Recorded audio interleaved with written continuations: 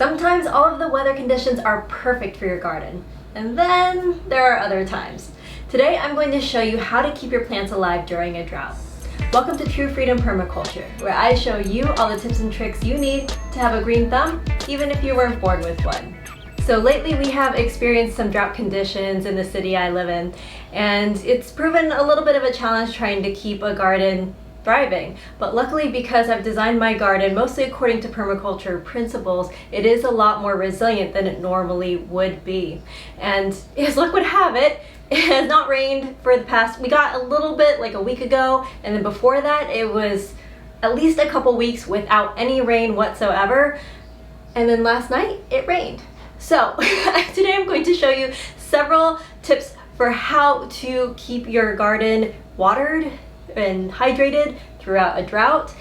But I guess my first tip would be plan a video around a period of drought, and surely enough you will get some rain. So as I mentioned earlier, the city I live in has instituted a series of temporary rules in order to conserve our water reserve. And because we have experienced these periods of drought, and they have said that you can water fruits and vegetables, but you cannot water ornamental plants. And although you can argue that ostrich ferns, which you kind of see their sad state here, are food when they're initially unfurling, you can eat like fiddlehead ferns, as of now they're really ornamental. So I have let them go, and because ferns, you find them in the forest and they like a lot of moisture, they do not like to be dried out. So here you can see that they've really dried out and it's really hurt the plant. So I actually need to cut them back a little bit. You know, I was cutting back the rest of my ferns and I just had to show you, look what I found. So don't worry if you have some plants that go by the wayside, there will always be a chance for new beginnings. So I've kind of looked at this time as a stress test, if you will, for what will hold up in your garden and what is going to suffer under difficult conditions. So it's helpful to know that so you can plan out your garden, or at the very least know what to expect. And as far as this is like my front yard garden here, you know, I have the ferns that have dried out, but some things have held up really well during this period. So these violet leaves, which are very similar to spinach, have held up well. The mint is doing okay, but it's starting to flower, so I'm not really using it that much anyway in cooking. And the black-eyed Susans are doing okay. I mean, they were kind of coming to the end of season anyway, but they have held up. So all in all, I have a currant here too. All in all, I'm not really unhappy with how things have performed. The hostas are still holding up too. So if I lose some ferns, you know, that's life. C'est la vie.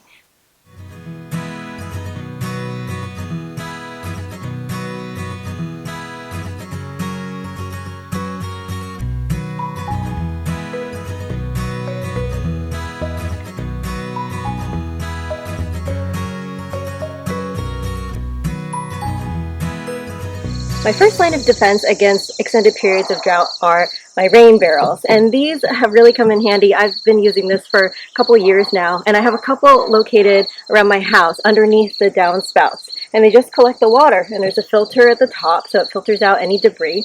And especially this one, it's so accessible in my garden, and it's located right in the middle of my garden, and it has a spigot down at the bottom. So it's really easy to hook up a hose to it or put a watering can underneath it, however you need to use it. And it saves me a lot of money on my water bills, which I really appreciate as well.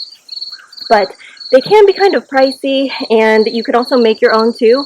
But if rain barrels are not something that you have at the moment, don't worry, there's tons of other things that you can do. Now, not everyone has a rain barrel, but most people have a bowl and a colander.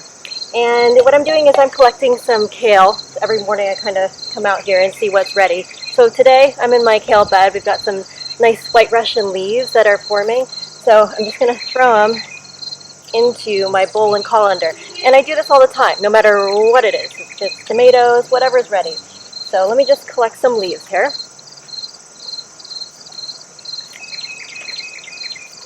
Okay. So for the interest of time, I'm just going to do a few today. But I have my produce in here all ready to go in the colander, which is in the bowl, and I'm just going to take the garden hose. I like the shower setting, and I give it a rinse because I'm going to be rinsing these off inside anyway. one thing to note is I don't use the water from the rain barrel to do this because I don't know what the water's collected during runoff. So although it might be fine to water the beds for something that my family's going to be eating, especially that they're going to be eating raw most likely in a salad, I use water from the spigot.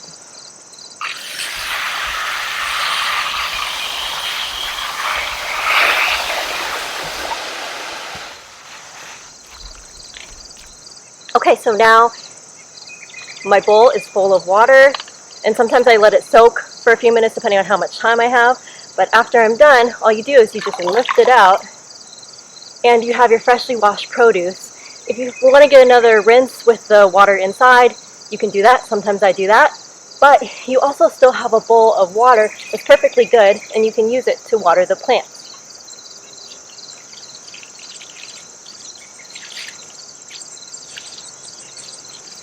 And I just think it's great because you get two uses out of one bowl. And one bowl of water, I should say. And one thing I want to mention too while we're talking about the topic of watering is there are certain times to water which are better than others, which will allow you to waste less water. And again, this is something that I practice all of the time, but the best times to water are really, there are 2 times in a day, either in the morning, the very early morning, or when the sun starts to go down. The reason is that if you water midday, especially in the summer on a hot day, the water is going to start to evaporate, and it's not going to have a chance to really soak into the ground, soak into the roots of your plants, and so it's kind of going to be wasted in a way. So you really want to have a cooler period in which the water can soak. And so, yeah, by doing that, by sticking to those 2 times during a day, you will conserve more water as well. Now, another water saving tactic you can use is something called plant stacking. And you might have heard me refer to this before, but basically it just means that you're growing multiple crops within a single space. So a classic example of this, which was developed by the Native Americans a really long time ago, is the Three Sisters Guild. And if you don't know about it, it is corn, and then you also, the corn provides a trellis on which the beans can climb up. And I'll give you some more close-up footage if you can't see all of it in this frame. But the beans will climb up the corn, and then also you have your mulch layer, which are the butternut squash, which is growing underneath it. And they all work together to form a symbiotic relationship with one another. And by doing this, I can actually water one area once, which saves me a lot of time and a lot of water, if you think about it. Because what if I had just like a plot, like if we did a classic agricultural crop where you had like your corn area, and then you had your beans growing in another area, and then you had your squash growing in yet another. That's a lot of water and a lot of space, and that can all be conserved by practicing stacking.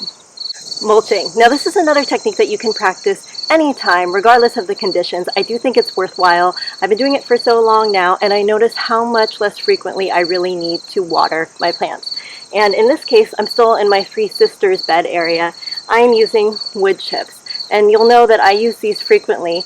They are fantastic for holding in moisture in the soil, and they themselves, as they break down, wood becomes more and more spongy, and so they hold moisture in the wood chips themselves too.